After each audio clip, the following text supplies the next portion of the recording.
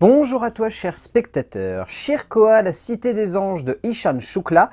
C'est un film qui m'a intrigué par l'affiche et aussi par le fait que c'est tout de même un mec qui a fait un court-métrage il y a 8 ans et qui a mis 8 ans à sortir un film basé sur ce court-métrage. Qui plus est en animation, avec tout de même une esthétique qui a l'air d'être quand même bien barrée. Donc vous réunissez tout ça, je voulais voir ce film. Le résumé pour faire simple, dans la mégalopole de Shirkoa, tout le monde porte un sac, tout le monde se respecte, la paix semble régner. 197A, un jeune homme promis à un avenir politique radieux, commence à questionner la place de la liberté dans cette ville. Bon, après la revue, je comprends mieux pourquoi il a une si petite distribution. Alors, j'ai bien aimé, j'ai vraiment bien aimé. Je trouve que le cinéaste indien a su trouver une esthétique, un style, un visuel et une narration qui, je trouve, sont très prenants et assez bien dosés de manière globale. Mais c'est un univers. Et quand on crée un univers, il y a des choses qu'on maîtrise, il y en a d'autres qui semblent un petit peu vagues ou alors qui sont montrées de manière évasive et qui du coup donnent l'impression peut-être de ne pas être assez abordées pour avoir assez de substance pour qu'au fur et à mesure que le récit avance, on se dise ça a de la rondeur. C'est, je pense, ici le problème. Je pense que Shukla, il a voulu faire beaucoup de choses. Il a voulu mettre beaucoup d'éléments dans son film. Il a voulu mettre beaucoup de niveaux de lecture et beaucoup de strates, en fait, de compréhension de la narration. Et je pense qu'il s'est un petit peu perdu.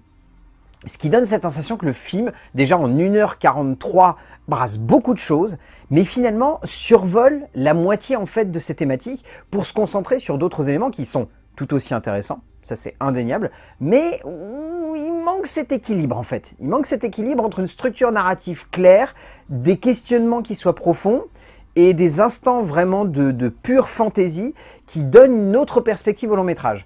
Et ça fait que moi, j'ai bien aimé le voyage. J'en ressors pas totalement convaincu. J'en ressors en me disant qu'il y a des éléments qui fonctionnent, il y en a d'autres qui ne fonctionnent pas. Mais dans la globalité, je trouve le film tout de même très prenant et il a vraiment un univers complètement atypique. Il n'est jamais simple de débarquer au cinéma avec un univers concret, mais de ne pas réussir à pleinement l'assumer, de lui donner une portée particulière et de ne pas la perdre au fur et à mesure que le projet se construise, d'avoir une bonne idée et de la tenir le temps d'une œuvre atypique mais unique dans son genre. Près de 8 ans après son court-métrage, Ishan Shukla développe et met en scène sa proposition d'univers dystopique complètement déjanté, le temps d'un film qui va certainement diviser par la forme qu'il prend et par le contexte qu'il donne à son héros, mais qui fascine par un travail esthétique assez unique et une forme dramatique qui étonne dans son fond comme dans sa forme. En termes d'écriture, Ishan Shukla a une assez jolie manière en fait de raconter l'histoire de ce personnage qui est finalement très intéressant en fait au niveau identification, vu que le mec a littéralement un sac en papier sur la tête, ça permet déjà d'avoir une immersion complète de la part du spectateur, parce que littéralement le personnage, s'il n'est pas une page blanche, a une face blanche. Littéralement, c'est un personnage où on n'identifie pas du tout le visage et où du coup on va s'amuser à interpréter plein de choses autour de lui et sur ce qu'il pourrait être. Il y a une bonne accroche qui est faite. En fait, d'un point de vue narratif, je trouve les 40 premières minutes parfaites. Je trouve que niveau immersion, niveau univers, niveau sensation, niveau compréhension du propos et à la fois des métaphores qui englobent tout ce petit univers, c'est très bien fait. Ce qui me gêne, c'est au bout de 40 minutes, disons que le cinéaste, il a fini ce qui était la base de son court-métrage et il passe sur une espèce d'ensemble dramatique beaucoup plus dense avec une rébellion, avec une gourou, avec une cité en dehors de la cité. Enfin, c'est bien, mais c'est par moments très vague.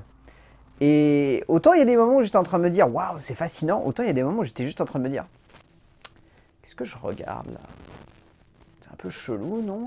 C'est bizarre et je comprends pas tout ce qui se passe dans la tête de 197A.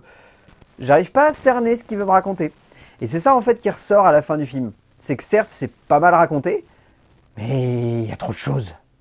Il est évident que l'écriture de Shukla est faite de symboliques, aussi subtiles que par moments presque trop voyantes, notamment par rapport au regard qu'il porte sur la place de la liberté et de l'acceptation des différences, mais également dans le jeu qu'il choisit de développer autour de la mise en place de sa rébellion. Après, il est également complexe de ne pas voir que le scénariste se perd un peu dans sa démarche narrative, l'auteur indien ne parvenant pas à toujours justement doser la portée dramatique de son film, voire tragique même par moments, se perdant tantôt dans un anecdotique qui fait perdre pied au spectateur, et parfois dans une densité dramatique qui peut laisser ce même spectateur un peu de marbre. En termes de mise en scène, bon, déjà, c'est vraiment bien mis en scène. Je trouve que Ishan Shukla, il a une très jolie manière de se servir de sa caméra, et ici d'une caméra 3D, pour à la fois servir son univers, servir tout ce qu'il a envie de mettre en termes de détails, mais servir aussi une esthétique qu'on évoquera par la suite, qui est, je trouve, très intéressante parce que c'est une esthétique qui fait penser à du jeu vidéo, et je trouve qu'il y a pas mal de ponts à faire entre Flow et Shirkoa. Je trouve que les deux ont une manière d'aborder le cinéma comme une cinématique de jeu vidéo, dans la densité et les possibilités que cela offre, sans pour autant uniquement donner l'impression que c'est une démo technique pour un jeu vidéo. C'est souvent le risque lorsqu'on sort d'une esthétique qui fait vraiment penser à un jeu. On se dit, ouais bon c'est classe, mais ça me raconte pas grand chose, c'est une démo technique. Et c'est vraiment ce qui peut se passer, et ces deux films-là arrivent à éviter cet écueil en proposant un film qui a une mise en scène qui je trouve est très impactante, maîtrisée par des cinéastes qui ont une vision qui est basée sur des références claires et nettes et qui leur permettent de structurer une scénographie qui a de la gueule, qui a de l'impact, qui fait pas du cinéma, qui fait un espèce de mix entre plein de choses. C'est très expérimental par moments Shirkoa. On est vraiment devant un moment de cinéma où on se dit « je sais pas vraiment sur quoi je mets le bout du doigt ». C'est un film qui me raconte plein de choses, qui tente des trucs, qui est barré, qui est déjanté, et en même temps qui a l'air d'avoir une base qui est finalement très sommaire. C'est cette éclecticité finalement dans la manière avec laquelle le cinéaste a choisi de concevoir son long métrage, moi qui me fascine et qui fait que même si je vois plein de défauts, je trouve que c'est hyper encourageant pour la suite de sa carrière. Le graphisme de l'œuvre que nous propose l'auteur indien est totalement atypique, assez éloigné même de ce qu'il avait pu proposer dans son court-métrage où on avait presque la sensation de voir une cinématique de Borderlands, là où ici, on sent qu'il y a un très juste équilibre trouvé entre fantaisie et accroche au réel. On sent que Shukla veut jouer avec son film, veut plonger son travail du détail et de l'esthétisme dans une direction qui va clairement perturber le spectateur, le laisser par moments perplexe, mais également l'interroger quant à la portée de son visuel, donnant alors une identité propre à sa proposition et parvenant à rendre fascinant ce qui n'aurait pu être qu'un bel exercice de style. En termes de casting, celui-ci fonctionne vraiment bien. Bon, déjà, il faut citer Golshifteh Farahani, Asia Argento et Soko, qui sont toutes les trois excellentes et qui campent à merveille des personnages qui, je trouve, sont très impactants. Dans les rôles plus secondaires, on peut citer King Khan, on peut citer Denzil Smith, on peut citer John Sutton, Lav Diaz, Anurag Kashyap, il y a même Gaspard Noé.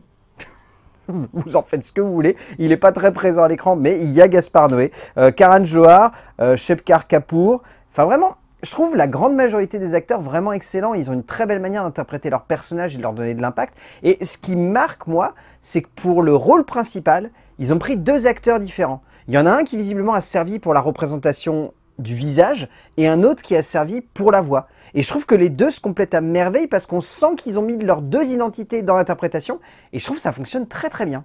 Tibu Fortes et Shabazz Sarwar donnent de leur voix et de leurs traits au personnage de 197A, les deux acteurs se complétant à merveille pour lui donner une puissance et une envergure folle au fur et à mesure que son trajet évolue. Au bout du compte, Shirkoa, la cité des anges, c'est complètement barré. Je comprendrais totalement s'il y en a certains parmi vous qui reviennent vers moi et qui me disent « c'est chelou ». Je suis d'accord, mais moi c'est le genre de délire qui m'éclate, où je me dis qu'il y a un cinéaste qui a envie de nous embarquer dans son univers, de nous proposer quelque chose d'atypique, de barré, de pas toujours complètement réussi, mais qui trouve une forme d'équilibre dans le bazar qu'il a envie de nous mettre en place. C'est un film qui n'est pas parfaitement écrit, mais c'est un film qui est très intéressant dans sa mise en scène. C'est un film qui manque d'équilibre dans ses thématiques, mais qui en même temps en aborde des tellement intéressantes qu'on peut être que embarqué. Donc tout de même, Shirkoa, la cité des anges de Ishan Shukla, si vous avez l'occasion de le voir en salle, allez-y. Vous allez voir un film complètement déjanté, complètement allumé, mais il est possible que vous voyez un petit coup de cœur qui va vous faire adorer ce genre de cinéma. A plus.